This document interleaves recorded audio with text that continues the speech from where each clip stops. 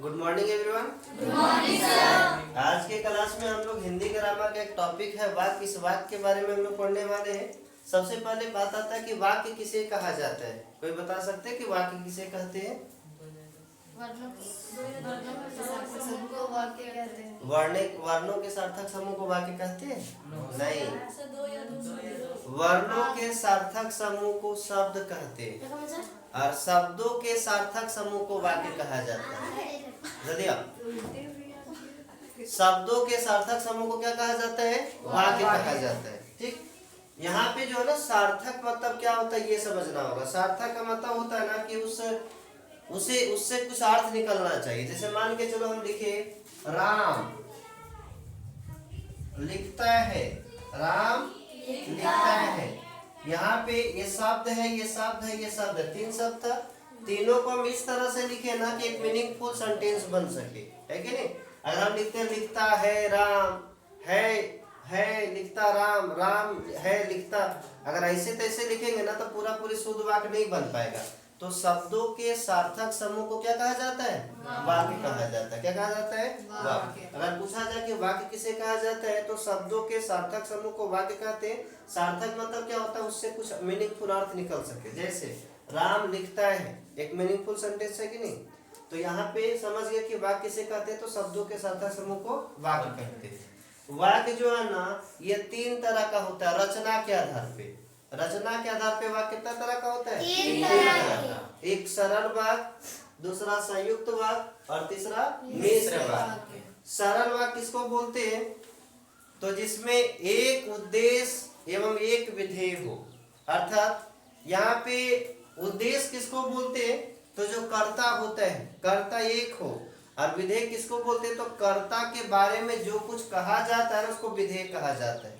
कर्ता के बारे में, जैसे राम जाता है, कर्ता हो गया राम, और राम के बारे में क्या बोला जा रहा है कि राम जाता है, तो जाना क्या हो गया? विधेय हो गया।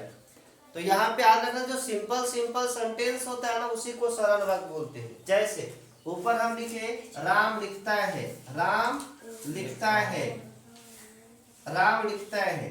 ठीक, ये एक तरह से क्या है? सरल वाक्य है, जिसको साधारण वाक्य भी बोलते हैं। क्या बोलते हैं? साधारण वाक्य। दूसरा यहाँ पे है संयुक्त वाक्य। क्या है? संयुक्त वाक्य। देखो यहाँ पे एक शब्द है संयुक्त। आ जाओ, संयुक्त का मतलब क्या होता है? संयुक्त का मतलब होता है जुड़ना। क्या होता है? जुड़ना, है कि नहीं? जैसे तुम लोग सुना होगा गंगा एवं ब्रह्मपुत्र की संयुक्त धारा। संयुक्त धारा मतलब क्या हुआ? गंगा नदी और यमुना नदी दोनों मिल गया, दोनों के बाद जो भाव उसको संयुक्त बोलते हैं। तो संयुक्त मतलब होता है जुड़ना। संयुक्त मतलब क्या होता है? जुड़ना। और कोई भी चीज को जोड़ा जाता है ना तो उसके जगह पे ज्वाइंटर लगता है। देखो दो पाइप को अगर भी हम जोड़ते हैं ना तो बीच में तो ज्वाइंटर चाहिए ना, ताकि वो दोनों पाइप को क्या कर सके? जोड़ सके।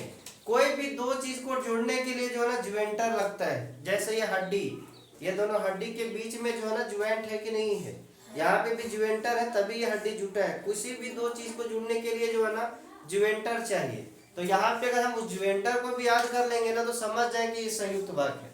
जोड़ने के लिए क्या क्या चीज का प्रयोग होता है जिसको योजक शब्द बोलते हैं। मतलब ये जोड़ने के लिए प्रयोग होता है। जैसे और यहाँ पे पाइप नहीं ना जोड़ना है कि यहाँ पे पेचकस पिलास चाहिए। यहाँ पे जो है ना दो वाक्य को जोड़ना है। कैसा वाक्य? तो दो सरल वाक्य। अगर दो सरल वाक्य को जोड़ेंगे ना तो संयुक्त वाक्य बन जाएगा। और जोड़ने के लिए क्या क्या आता है? और, अथवा, एवं, तथा, या, लेकिन, किंतु, परंतु और कॉमा। ये सब जो है ना योजक शब्द है जिसके द्वारा हम दो वाक्य को जोड़ सकते हैं। दो वाक्यों क्या कर सकते हैं? जोड़ सकते हैं। जैसे अगर हम एक वाक्य बोले राम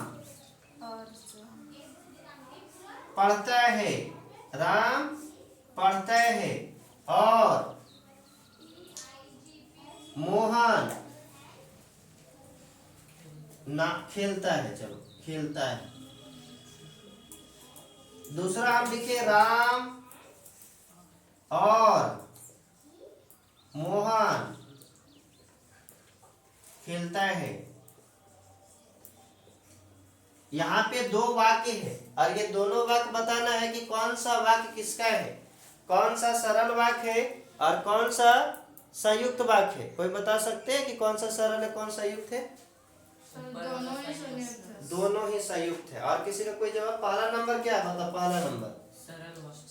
पहला नंबर सरल वाक्य और दूसरा नंबर दूसरा वाला सरल वाक्य, दूसरा सरल वाक्य और पहला पहला संयुक्त। पहला संयुक्त वाक्य। हम क्या बोले?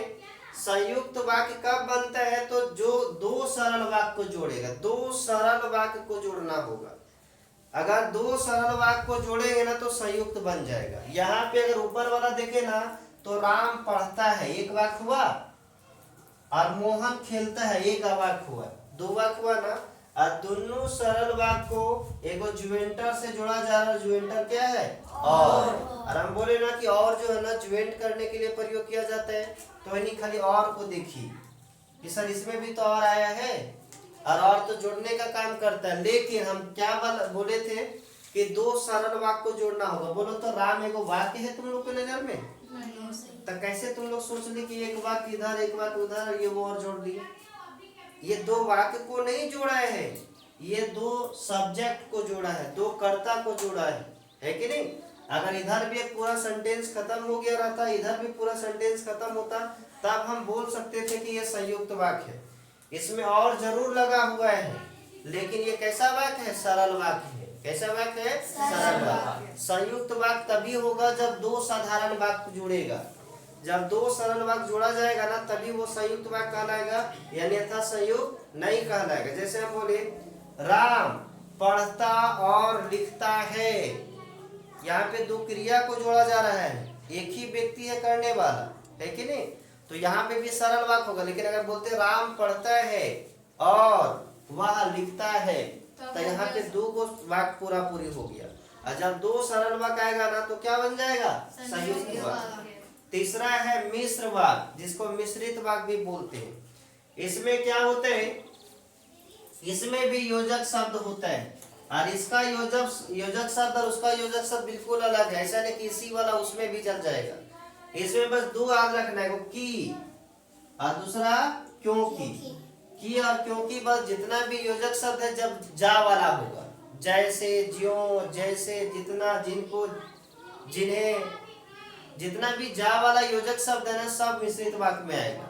और इसका सबसे बड़ा पहचान यही है ना कि जितना भी मुहावरा होता है, जितना भी मुहावरा होता है ना सब मिश्रित वाक्य होते हैं। जैसे जितना गुड़ डालोगे उतना मीठा होगा, जिसकी लाठी उसकी भैंस, ठीक? जितना पढ़ोगे उतना नंबर आएगा, है कि नहीं?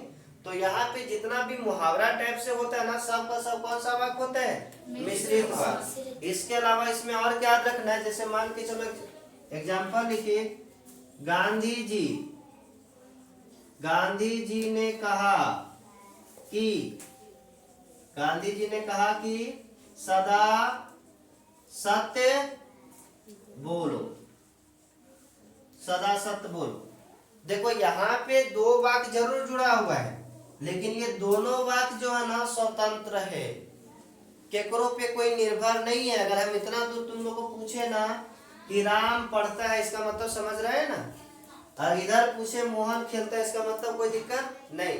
लेकिन यहाँ पे अगर पूछे गांधी जी ने कहा, इतना बोलेंगे ना तो तुम लोग को पता नहीं चलेगा कि क्या कहा।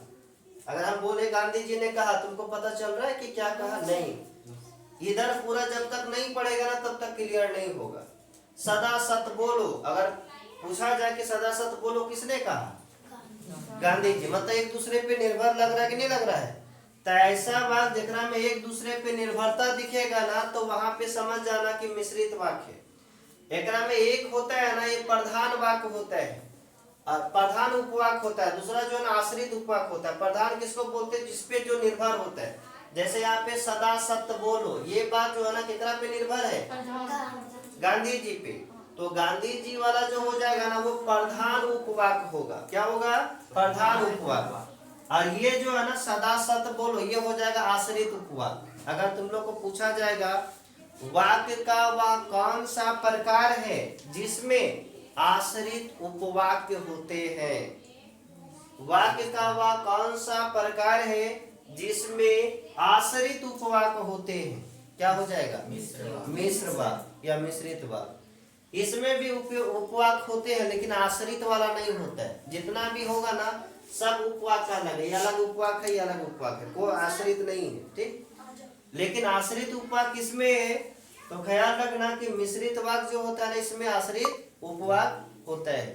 योजक चिन्ह दोनों का पहचान रखेंगे कि क्योंकि जो जिसे इसमें देखो योजक चिन्ह आया है ना। देखो यहाँ पे एक योजक चिन्ह का प्रयोग हुआ है की का, है कि नहीं? तो की और क्योंकि ये दोनों योजक चिन्ह जो है ना किसका है? मिश्र वाक्य का। तो ये था वाक्य, सरल वाक्य, संयुक्त वाक्य और मिश्र वाक्य। ठीक, तो आज के लिए इतने, तब तक के लिए